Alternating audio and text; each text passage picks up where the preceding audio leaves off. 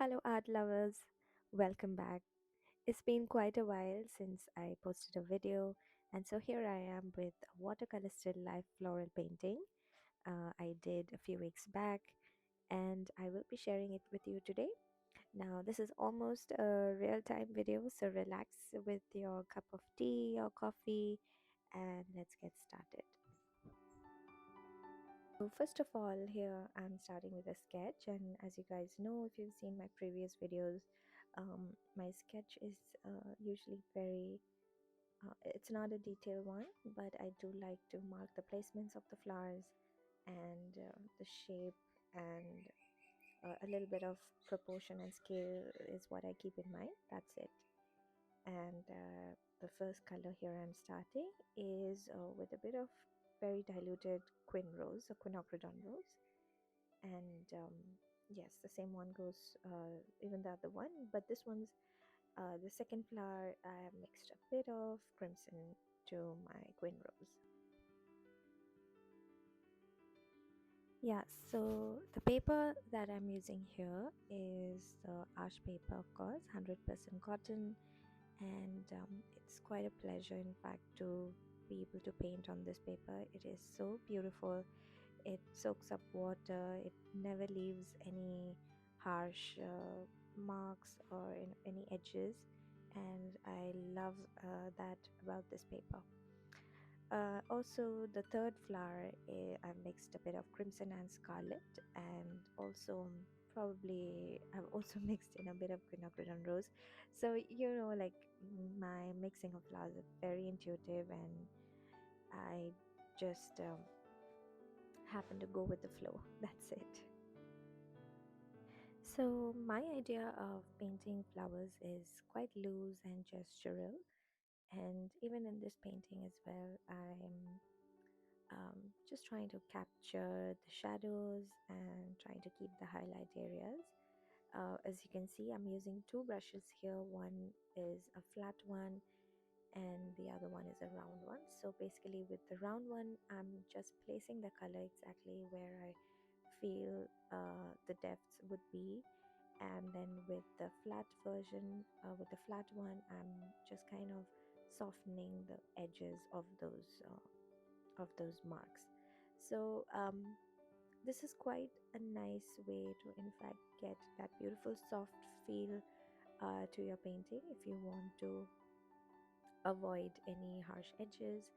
And also I just like how um, the flowers, I mean the looseness of this whole painting was to not get into too many details, but then at the same time um, just applying just the right amount of detail that it gives you this like a more like an impressionist style, although I'm just capturing the shapes, but I still want to get a bit of accuracy and those shadows in place. So I think that's a nice way to play around and to keep things a bit more interesting.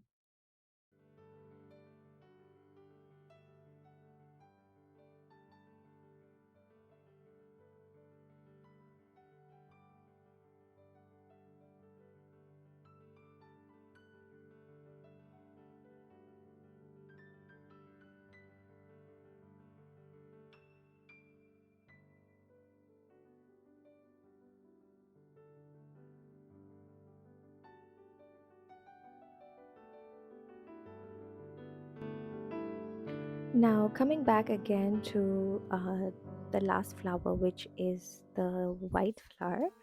And even though it is a white flower, but you'll notice that I'm using a very diluted shade of green mixed in a bit of ultramarine blue to give it that cool tone feel.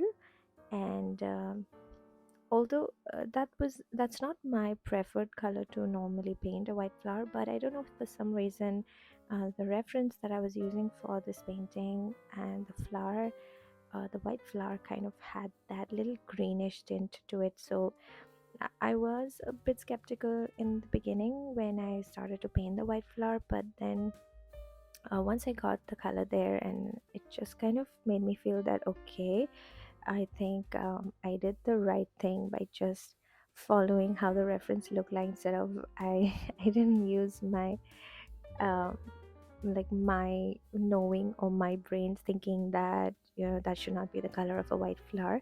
Usually when I mix a white flower, I always take a very diluted form of sepia, but I don't know, for some reason this one had that greenish feel, and I went ahead and I added that green tint, and I think it kind of worked out, so I was quite happy with that.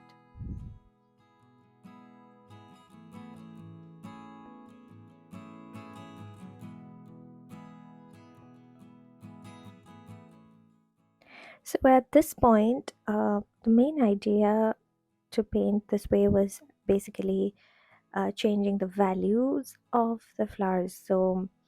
Um, so while I was adding the shadows, what I did is I kept using more saturated paint in the same color palette. Like for example, the one that I'm doing painting right now, it was a quin rose. The quinacridone rose is what I used. So I've kind of increased the saturation of the quin rose this time with less water, and that's how so that's the what I've used to increase to paint all those shadows and change the values here and there.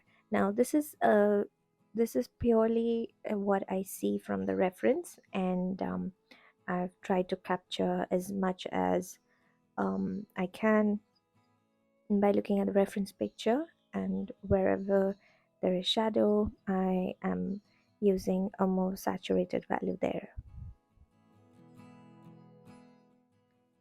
Next up, I thought I'll go in with a little bit of background for this one, and I'm using sky blue. This is from Supervision, and you can also use cobalt blue or cerulean blue. This is very close to a cerulean blue, in fact, and I kind of use my spray bottle to slightly damp the background paper, the background area, and then going ahead and used a very light shade of that blue all over the background.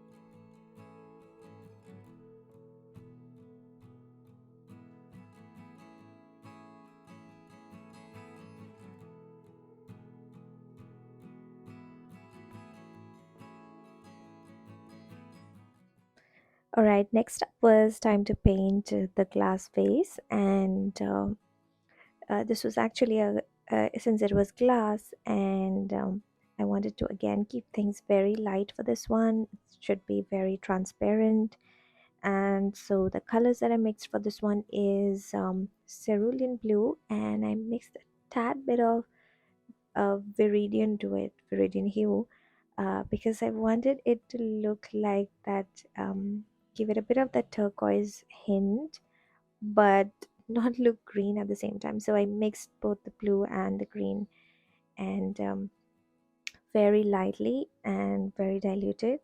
I just use the first layer to kind of give that feel of the transparent glass.